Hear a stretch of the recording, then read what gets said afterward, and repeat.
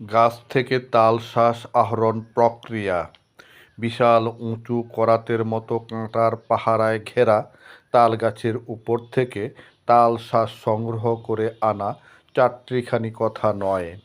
এতে গাছ থেকে পতনের ঝুঁকি যেমন থাকে, তেমনি থাকে সাহসিকতা, পারদর্শিতা, দক্ষতা ও কৌশল প্রয়োগ। আর সে প্রক্রিয়াটিও বেশ দর্শনীয়।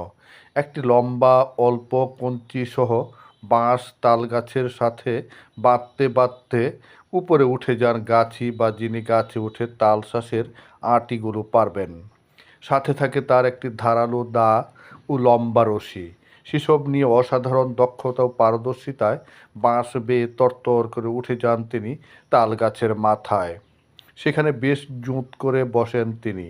গতকাল ৪ জুন কাপাসিয়ার কামারগাঁও গ্রামে গিয়ে ব্যাপারীর তালশাঁস সংগ্রহকালীন পুরো প্রক্রিয়াটাই চাক্ষুষ করা গেল। সেখানে গাছের মাথায় ওঠা গেছু লম্বা রশির এক মাথা হাতে রেখে অপর মাথা নিচে ফেলে দিলেন কায়দা করে। গেছু যে তালশাঁসের আঁটিটি কাটবেন সেটিতে ভালো করে রশিটি বেঁধে নিলেন। নিচ থেকে গভীর ঔৎসুক্য নিয়ে তার কাজগুলো দেখতে থাকলাম আমি।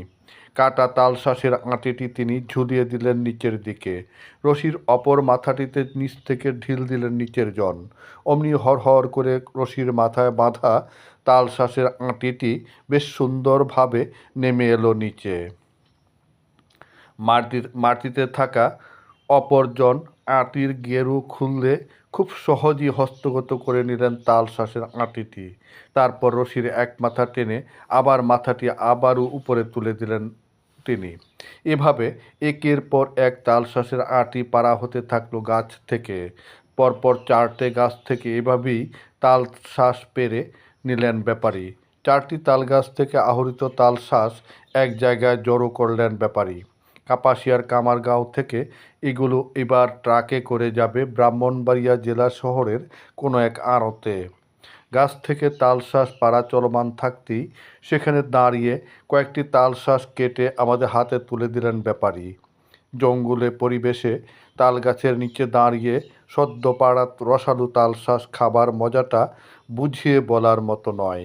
শেষে আবার হুন্ডায় বেঁধে এক আঁটি কিনেও আনলাম।